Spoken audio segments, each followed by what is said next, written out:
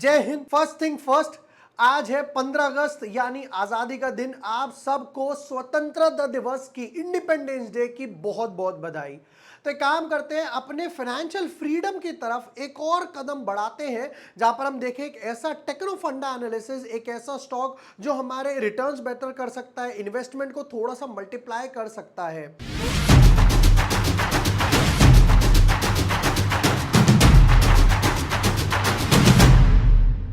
Hi everyone, my name is Vibhor Vashne. I am a SEBI registered research analyst. Suppose कीजिए एक ऐसा stock हो जिसके खिलाफ बड़े बैंक, यानी कि लेट से बड़ा बैंक कौन है, एसबीआई ने अपनी जो पीआईएल हो या फिर जो लिटिगेशन वगैरह डाली हो वो वापस ले ली हो, तो आप कहोगे है ये क्या, मतलब एसबीआई उसमें बिलीव कर रहा है, प्रमोटर की होल्डिंग अच्छी हो, चलो वो सब छोड़ो। आप सपोज करो कोई स्टॉक ऐसा हो जिसकी पिछले क्वार्टर में लेट से एक 50 करोड़ सेल ले लेते हैं, पिछले क्वार्टर में कंपनी की सेल थी 50 करोड़। अगर मैं आपसे कहूं कि यार इस कंपनी में इस बार 3 महीने में अच्छी खासी सेल्स हुई है, तो आप कितना कहोगे कि चल भाई 50 का 60 हो गया होगा, राइट, चलो 75 हो गया होगा या 100 हो गया होगा, डबल, राइट, अच्छा और ज्यादा 200, 100 नहीं, 200 नहीं, 300 नहीं, भाई साहब इस बार इन्होंने डाला 400 करोड़ की सेल्स। आप कहोगे भाई क्या जादू कर दिया, 50 करोड़ की सेल सीधा 400 करोड़ कैसे हो गई, इस स्टॉक में ऐसा क्या है, और स्टॉक कौन सा है, क्या फंडामेंटल चेंज आया है, गवर्नमेंट की पॉलिसी में क्या चेंज आया है, और ये जो मैंने एसबीआई वाली बात बोली ये क्या है। मतलब कि एक ऐसा क्रक्स निकाल के देखें कि क्या लगता है कि 100 रुपए का स्टॉक मल्टीप्लाई कितना हो सकता है, क्या इसकी सेल्स की तरह स्टॉक के प्राइसेस भी मल्टीप्लाई हो सकते हैं या नहीं, ये देखेंगे आज के टेक्नो फंडा एनालिसिस में। Without wasting time deep dive करते हैं अपने एनालिसिस में। But yes, before moving ahead, अगर अभी तक आपने चैनल सब्सक्राइब नहीं किया है या न्यू यूजर हो, फॉर एग्जांपल यहां पर unlocking the best picks for August 2024 ये भी मैंने डाल दिया है। सरस्वती आईपीओ जब ओपन भी नहीं हुआ था तब भी मैंने देखो वीडियो बनाया था और मैंने बोला था ये 100 टाइम्स ओवर सब्सक्राइब होगा, और 100 प्लस ओवर सब्सक्राइब डेफिनेटली हुआ। ये बिग रिटर्न्स अच्छा खासा मूव देकर गया पहले दिन पर। यूनिकॉमर्स का आईपीओ अच्छा एनालिसिस बैठे। ओला जहां पर लोग डर रहे थे, मैंने कहा भाई आपको 5-10% गेन्स मिलेंगे, बने रहो, कोई टेंशन नहीं है। और पहले दिन 20% सर्किट, दूसरे दिन 20% सर्किट। अब हुआ क्या, अभी जुलाई में जब बजट आया था तब गवर्नमेंट ने एक्साइज ड्यूटी, कस्टम ड्यूटी, ये सब इंपोर्ट ड्यूटी यानी गोल्ड वगैरह पे ये हटा दिया, जो कि पहले 15% के आसपास थी वो अब आ गई 6% के आसपास। तो ये तो क्लियर है कि ये जो कंपनीज है उनको फायदा मिलेगा। इस पर मैंने इंस्टाग्राम रील भी बनाया था।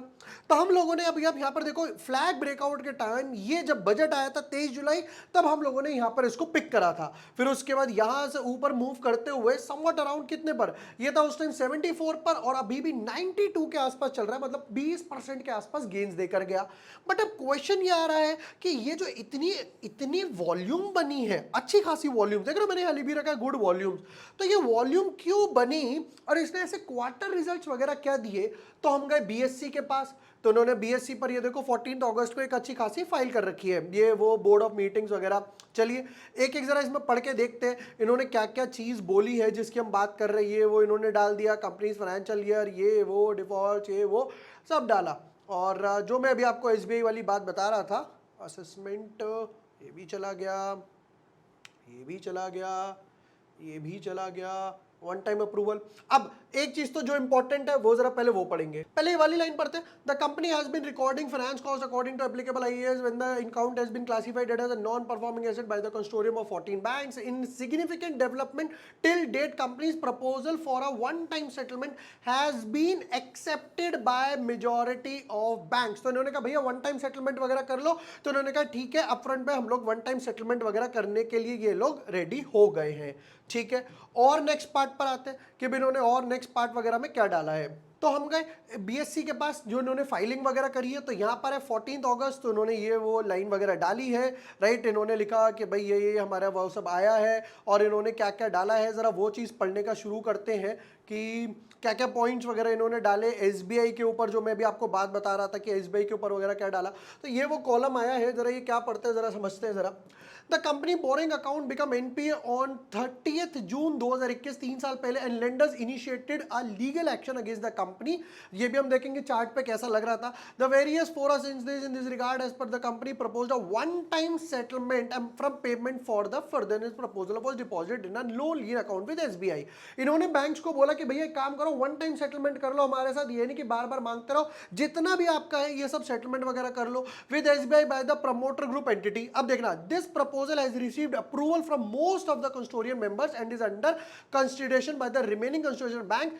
SBI has withdrawn its petition under this of the insolvency and the NCLT. ये वो एसबीआई ने जो डाला था कि भाई हम चाहते हैं कंपनी बंद हो जाए एनसीएलटी के लिए, तो इन्होंने एसबीआई ने अपनी वो भी वापस वगैरह ले ली है, insolvency proceedings have been dropped. ये सब समझ आ रहा, तो ये डेफिनेटली पॉजिटिव है कि भाई कंपनी को बंद ना किया जाए। चलो और पार्ट पे देखते हैं इन्होंने और पार्ट पे क्या डाला है। The company has been recording, ये वो वन टाइम सेटलमेंट वगैरह वाला आ गया। अब क्वेश्चन ये आता है कि भाई क्वार्टर रिजल्ट्स आपके कैसे आए हैं, देखते हैं। तो ये है रुपीज इन करोड़, इसको एक काम करते हैं यहां ले आते हैं, ये हो गया रुपीज इन करोड़। पढ़ना शुरू करते हैं कि भाई क्या क्या इनके आए हैं।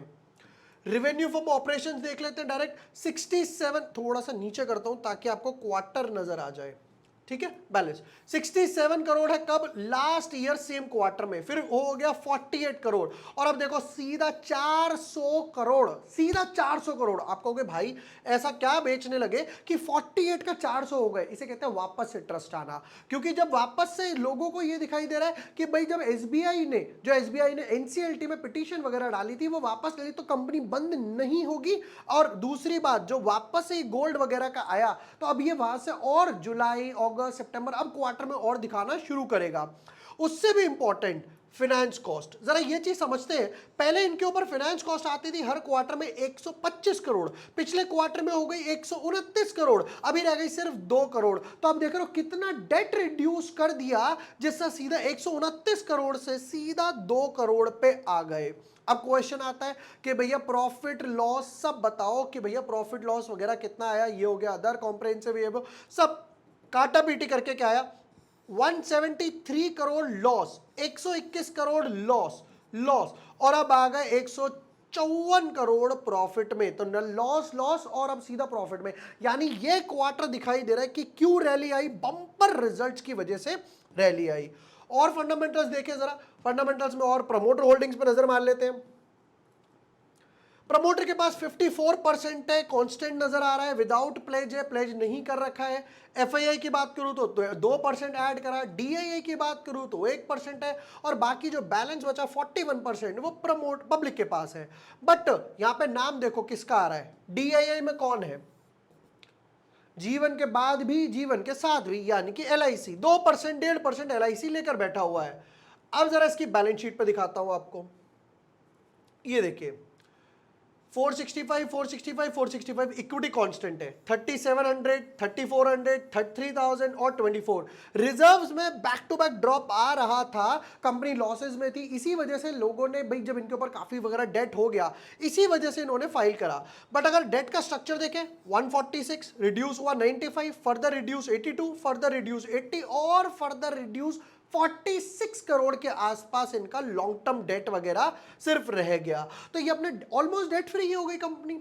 अब आते हैं चार्ट के स्ट्रक्चर पे, चार्ट के स्ट्रक्चर पे चलते हैं। ये एक फ्लैग बन गया, फिर ये दूसरा फ्लैग यहां पर बन चुका है। बट क्वेश्चन ये है, अब ये देखो वीकली चार्ट की तरफ आते हैं। वीकली चार्ट में क्या हुआ, ये वो टाइम है जिसकी हम बात कर रहे थे कि जब एनसीएलटी वगैरह में जानी शुरू हुई, लॉसेस में जानी शुरू हुई। तो एज ऑफ नाउ चार्ट पे क्या स्ट्रक्चर बना वो समझते हैं। ये देखो जैसे ही इस रेंज में आया, 20-22 रुपए की रेंज में आया, एक अच्छी खासी रैली आई, फिर वापस से डाउन आया और वापस से अब ऊपर जाने की तैयारी अच्छी खासी कर चुका। एक छोटी सी रेजिस्टेंस फेस कर रहा है, कहां पे फेस कर रहा है, समवट अराउंड 100 के आसपास। 100 is again a GAN number, 10 multiplied by 10 is a 100 GAN number।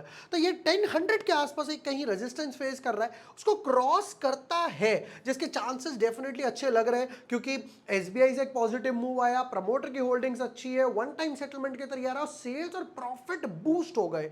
तो यहां पे कहीं लग रहा है कि ये अपना ये वाला जो रेजिस्टेंस जोन आ रहा है इसको टच कर सकता है, समवट अराउंड 165 180 के आसपास। बट उसको भी ब्रेक करता है, उसको भी ब्रेक करता है, तब जाएगा अपने नेक्स्ट रेजिस्टेंस जोन की तरफ। यानी कि पहला टारगेट, दूसरा टारगेट यानी कि पहला टारगेट निकल कर आया 165 के आसपास, दूसरा टारगेट निकल कर आया 280 के आसपास, और फाइनली फंडामेंटल्स वापस से ऐसे हो जाए जहां पर ये अपने पीक टॉप पर था, यानी कि हर बार हर क्वार्टर में 1000 करोड़ के आसपास, 1500 करोड़ के आसपास की सेल्स बन रही है। ये जो ड्यूटी रिड्यूस करा है उससे एक अच्छा खासा बूस्ट मिल रहा है। लोन नहीं है क्योंकि वन टाइम सेटलमेंट करने के लिए बैंक्स, मेजर बैंक्स रेडी हो चुके हैं जैसे इन्होंने बोला। तो फाइनली जाकर ये इस तरीके से बनेगा, मतलब यहां पे डाउनफॉल हुआ, ये आपका एक्यूमुलेशन जोन हो गया, राइट। 3 5 6 साल के आसपास एक्यूमुलेशन जोन हो गया, अब उस जोन से बाहर निकलने के लिए रेडी है और कहीं फाइनली जाकर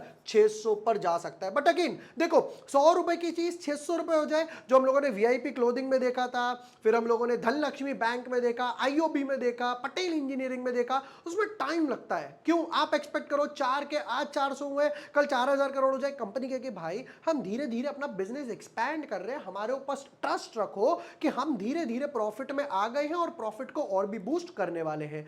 ये थे पीसी ज्वेलर्स के डिटेल्ड एनालिसिस, जहां पर हम लोगों ने रिजल्ट्स भी देखे, रिजल्ट्स में क्या बम्पर जंप आया वो भी देखा।